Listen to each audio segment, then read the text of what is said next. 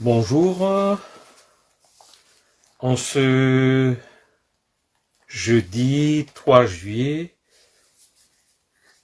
2025, je m'excuse du retard à cause d'un petit problème personnel. Bonjour à mes amis sur Facebook et à tout public sur Facebook qui me suivent dans mes publications. Et c'est la première fois que je fais un direct en français.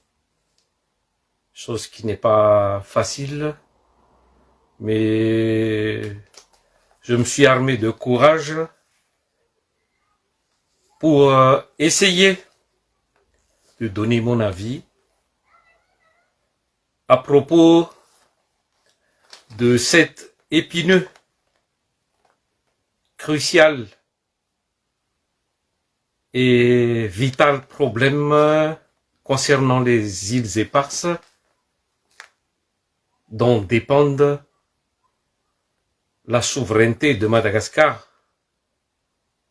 Donc, un sujet existentiel, parce que sans souveraineté, Madagascar ne sera jamais indépendant et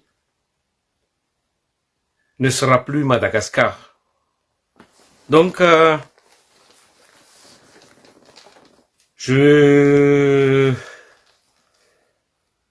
vais donner quelques mots à propos de ce que j'appelle la mascarade de rencontre à Paris dernièrement, le 30 juin, entre une délégation malgache. Donc, se sont réunis en comité mixte pour discuter la suite de la revendication de l'État malgache pour la réintégration de nos îles.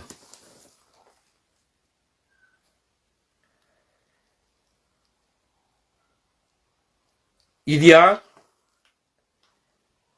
deux points essentiels qui sont à soulever. Donc, deux points qui constituent deux blocages de part et d'autre.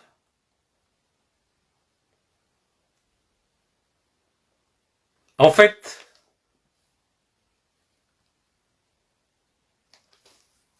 le premier blocage dans ce différend, c'est la position ferme et coupable de Macron, qui persiste et signe le maintien de l'annexion de ces îles malagasy.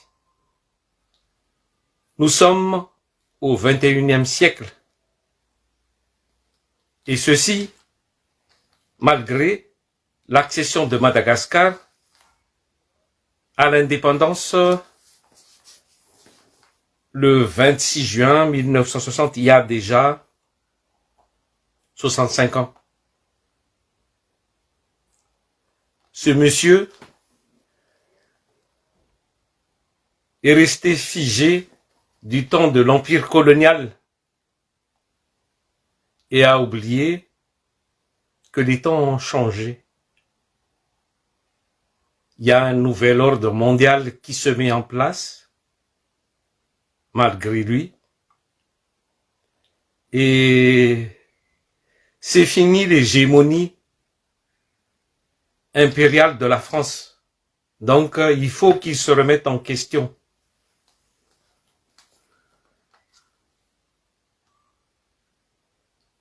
Et à ce sujet, après 129 ans d'annexion, il continue à considérer nos îles malgaches comme sa propriété. En 2021, lors d'une visite aux îles Glorieuses, il avait dit clairement que ici, c'est-à-dire nos îles malgaches, c'est la France. Et le problème, c'est son homologue que je fais entre guillemets, président de Madagascar, n'a pas bronché par rapport à cette agression. Justement, c'est là le deuxième problème, le deuxième blocage dans cette affaire. Parce que nous avons un ennemi extérieur qui est la France, dirigée par Macron par rapport à nos îles, et un ennemi intérieur qui est ce soi-disant président tout à fait illégal et illégitime qui, de par son statut juridique en tant que ressortissant français plein entière, n'est pas en mesure de mener notre revendication par rapport à la France, lui-même étant français.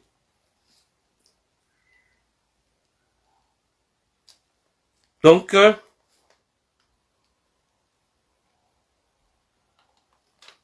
le plus grave problème, c'est notre dirigeant illégal et illégitime, un traître au solde de la France. Pour m'expliquer davantage, je vais faire un petit rappel historique. Radziwiłł a été placé au pouvoir suite à un coup d'État en 2009 qui était appuyé par la France. Il y a des témoins, il y a des vidéos sur YouTube, des témoignages directs qu'a fait l'ancien chef d'État malgache, le feu Didier Ratsiraka, qui a bien affirmé que la France lui a demandé d'aider Radziwiłł pour renverser Ravalomanana, qui était au pouvoir à l'époque.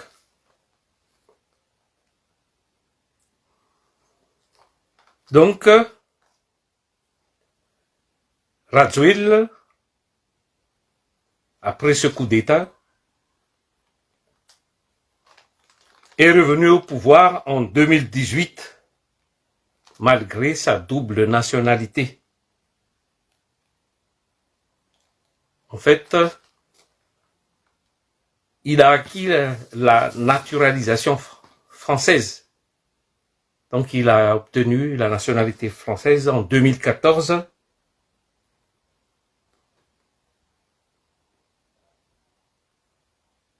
Qui, de ce fait, devrait lui rendre inéligible selon l'article 42 de la Constitution malagasy. De plus, il a fait sa demande de naturalisation alors qu'il était en exercice de présidence de la transition. Un acte considéré comme une trahison pour le peuple malgache. Donc, en conclusion, de par son statut juridique de citoyen français, à part entière, Razuedl n'est pas du tout en mesure de mener la revendication pour la restitution de nos îles Malagasy. Donc, ces deux dirigeants sont les deux responsables qui sont liés d'office par le fait d'être français. Ils sont aussi liés à l'histoire de complot lors du fameux coup d'État en 2009. Et pour la délivrance de la nationalité française à son homologue et sujet Razuedl, parce que c'est une question de soumission totale. Donc il a devoir par rapport à cette trahison. Et tout ceci entraîne une vassalisation de l'État malagasy actuel, dirigé par un Français, au détriment du peuple malagasy.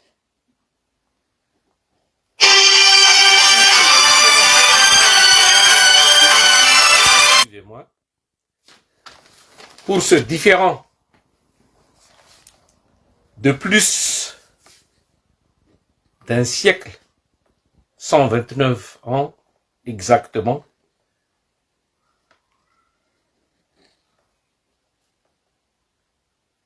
à cause de cette situation autobloquante,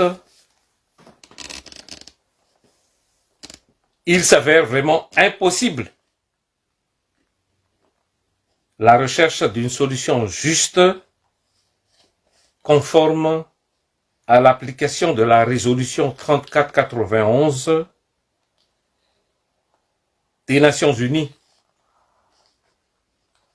qui invite le gouvernement français à la restitution des îles Malagasy, c'est-à-dire des îles éparses, sans condition préalable.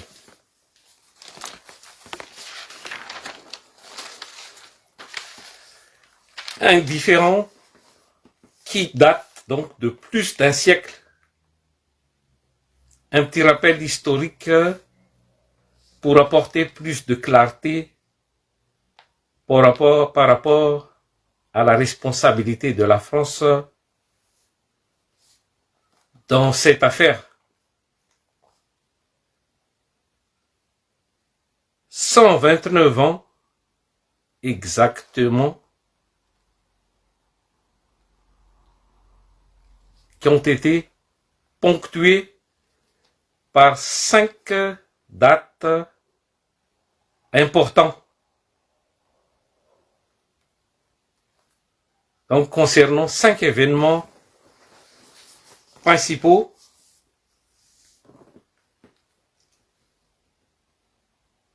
La première date, c'est le 6 août 1896, date de l'annexion de Madagascar. Donc, à cette date, Madagascar est devenue colonie française. Madagascar, c'est-à-dire la grande île avec toutes les îles qui sont rattachées à Madagascar et les océans. Tout autour, à l'est, il y a l'océan Indien et à l'ouest, le canal de Mozambique.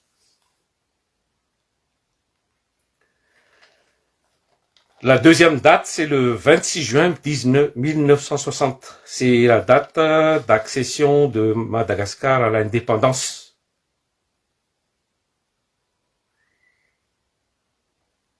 Et à ce moment-là, le premier avant cette date de l'indépendance, le 1er avril 1960, par arrêté du général de Gaulle, ils ont confisqué nos 5 îles au lieu de les réintégrer totalement avec la grande île Madagascar au moment de l'indépendance. La troisième date importante, c'est le 13 mai 1972. C'est la date de la révolution malagasy. Une révolution contre la néocolonisation française, donc qui s'est soldée par le départ des Français et la reprise du pouvoir par les Malagasy. Une autre date importante, le 16 février 1976, c'est l'assassinat du président malagasy à l'époque, feu colonel Richard Ratsimandrava.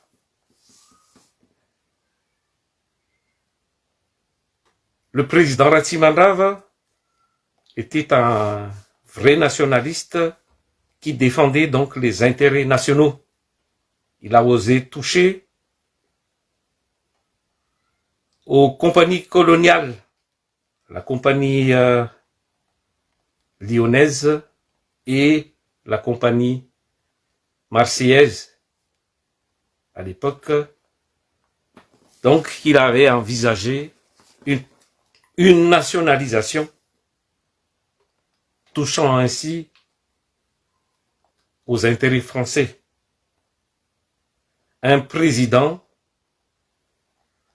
qui était dangereux aux yeux de la France, menaçant pas seulement les intérêts, mais qui a donné le plein pouvoir au peuple malgache par rapport au système du Fuknul, un système traditionnel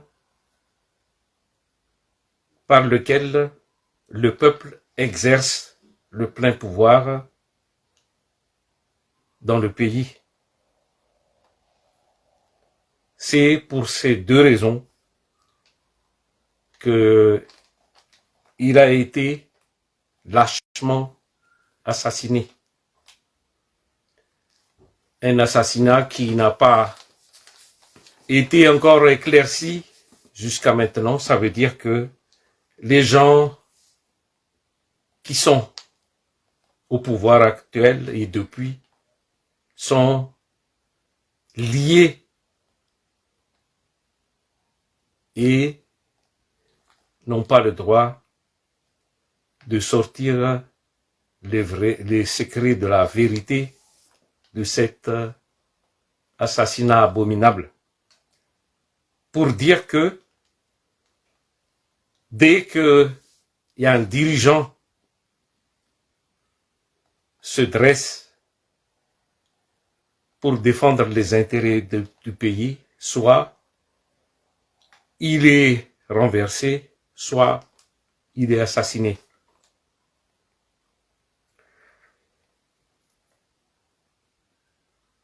Et la dernière date fatale à retenir,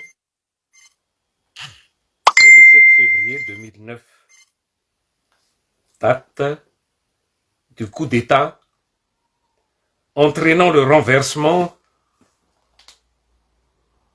du pouvoir de Ravalomanana, un président difficilement domptable, incontrôlable, donc gênant par rapport aux intérêts français. Suite au coup d'État, il y a une mise en place d'une transition, une longue transition qui a duré 5 ans, le temps d'un mandat entier, où c'est la feuille de route de la France qui a tout imposé. Donc, c'était accepté que la présidence de la transition sera exercée par le putschiste, quelqu'un qui a désorganisé un pays n'arrivera jamais à réconcilier Madagascar. La preuve, jusqu'à maintenant, le pays n'a jamais été aussi divisé. Donc, le pion, le collabo, le traître de la Zuel, pendant la transition, a modifié la Constitution. Depuis quand, pendant une transition, qu'on touche à une constitution d'un pays? Ça, ce n'est possible qu'à Madagascar. Donc, il a modifié la constitution malgache vraiment à son intérêt total. Il n'avait pas l'âge de se présenter comme président, il a modifié. Et c'est pendant la transition aussi qu'il a instauré la CENI, le fameux comité électoral national indépendant, qui n'est que de nom, mais qui est à l'origine de tous les maux, de toutes les fraudes électorales à Madagascar. Et pas seulement à Madagascar, mais dans tous les pays africains, anciens colonies françaises. C'est un vrai cimetière pour enterrer les vrais choix des peuples et pour placer et maintenir un collabo au pouvoir.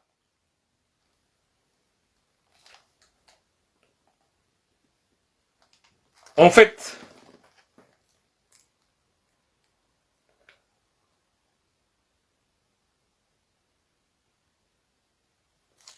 ce manœuvre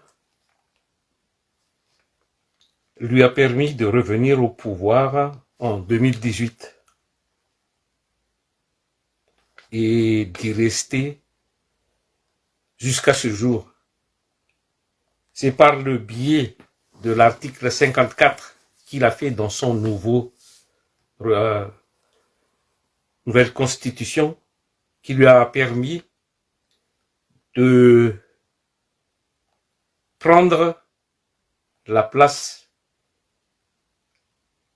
prendre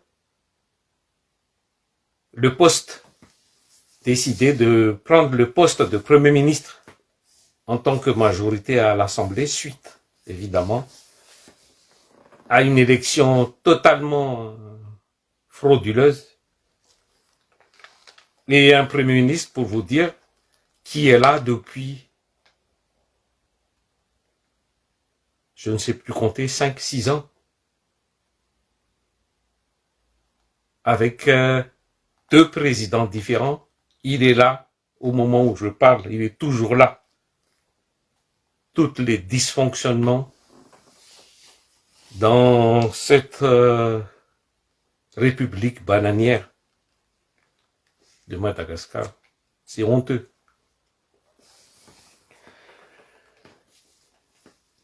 En résumé, la mission principale donnée à ce traître est de bloquer tous les mouvement de revendication concernant la restitution des îles éparses et de retarder toute solution pour au final reconnaître par des manœuvres comme ce qui s'est passé dernièrement à Paris avec cette soi-disant commission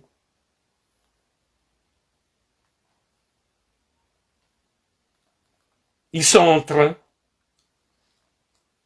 de cautionner la notoriété française sur nos îles sous forme d'une soi-disant coopération ou d'une cogestion, sachant que la France gère l'occupation de nos terres de manière omniprésente et permanente, contrairement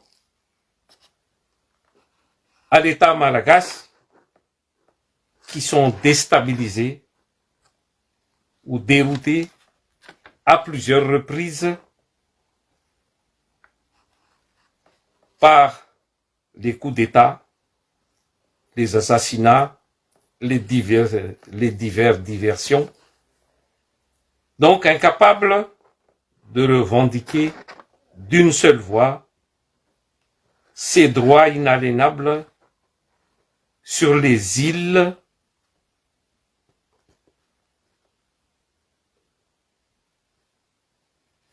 et pour vous dire, il est à préciser et souligner et dénoncer que tout mouvement de revendication de ces îles est interdite.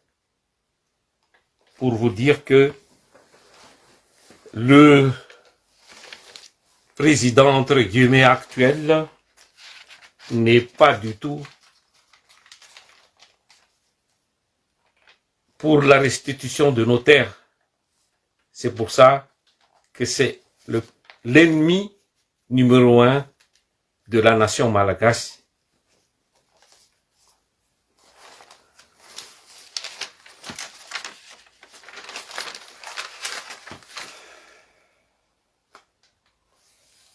Donc, je résume un peu tout ce que je viens de dire,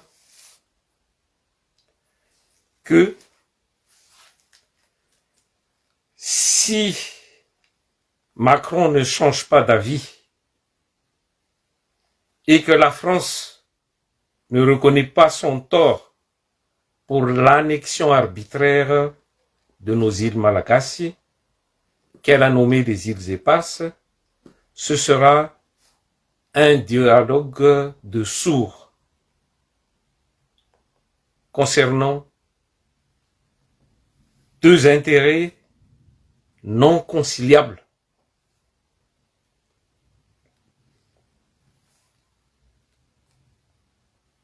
Macron bafoue complètement le principe fondamental de la Charte des Nations Unies, qui est l'égalité souveraine de tous les États membres. Une occupation illégale, inacceptable, désapprouvée par les Nations Unies, par la résolution 34/91, votée par 93 voix pour et 3 voix contre.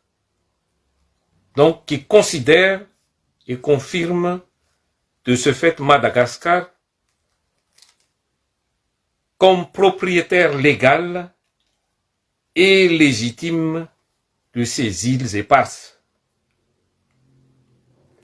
Elle réaffirme la nécessité de respecter scrupuleusement l'unité nationale et l'intégrité territoriale d'un territoire colonial au moment de son accession à l'indépendance, invitant le gouvernement français de rapporter les mesures portant atteinte à la souveraineté et à l'intégrité territoriale de Madagascar, qui accède à l'indépendance le 26 juin 1960. Donc, toutes les îles, toutes les aires maritimes rattachées à Madagascar devraient être normalement intégrées à Madagascar.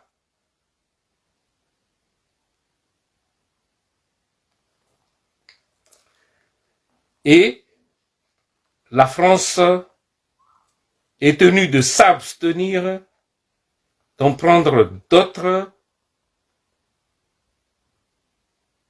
d'autres mesures qui auraient le même effet, donc qui pourraient affecter la recherche d'une solution juste à ce différend. Chose qu'elle a fait délibérément et d'évidence lors de cette rencontre du 30 juin 2025 dernier, où la France a essayé à tout prix de contourner la résolution en proposant une cogestion au lieu d'une restitution pure et simple.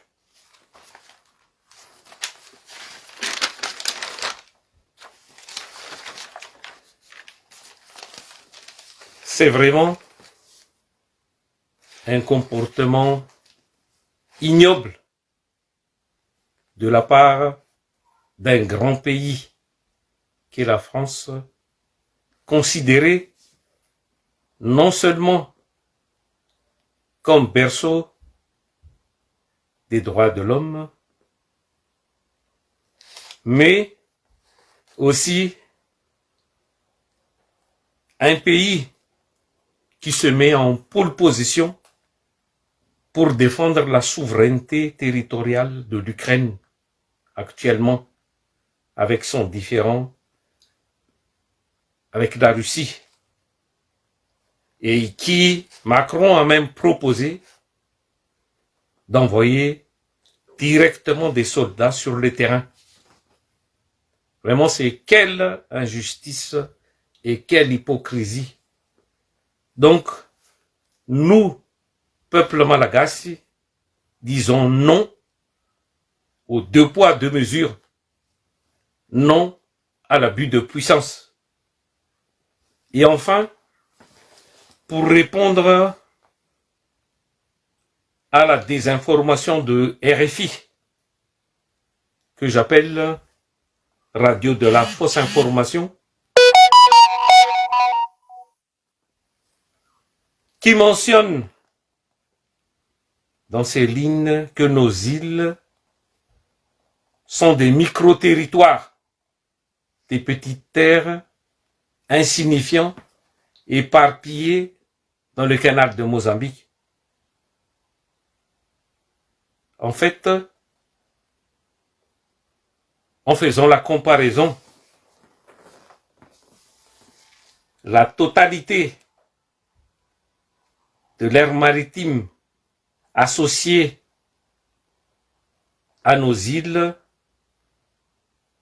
font 640 400 km² de surface et représentent plus de la moitié du canal de Mozambique. Donc, c'est leur confrère du journal Le Monde qui leur contredit en mentionnant cette importante surface, sachant que l'Alsace-Lorraine sont loin, de loin, très petits par rapport à la surface que je viens de mentionner. L'Alsace, appelée actuellement nouvellement Grand Est, ne fait que 57 441 km² et la Lorraine que 23 547 km². Au total, donc, ça fait 80 988 km², qui est insignifiant par rapport à l'aire maritime accaparée par la France dans ce qu'ils appellent les zones de la TAF, terre australe antarctique française, où ils ont classé nos îles de façon vraiment illégale.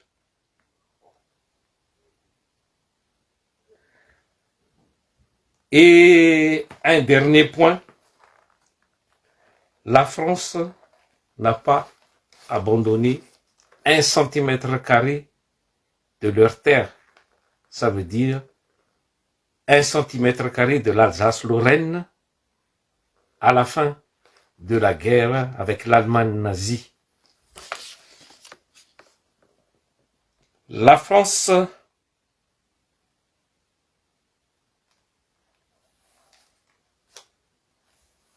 a le droit de défendre et de récupérer toutes ces terres. Et pourquoi pas, nous, Malagasy, n'avons pas, nous, le droit de récupérer toutes nos terres, toutes nos îles, toutes nos surfaces maritimes après l'indépendance.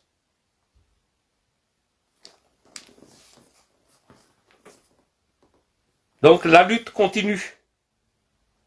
Nous ne lâcherons pas 1 cm² de nos terres, de nos îles. Donc, j'appelle le peuple malagasy à s'unir et faire tout le nécessaire pour renverser ce pouvoir de traître, ce traître au pouvoir qui constitue la source de tous nos malheurs et de toute notre dépendance, parce que c'est de ces îles que dépendent l'indépendance de Madagascar. Nous lutterons jusqu'à la mort, jusqu'à notre dernier souffle, pour notre souveraineté.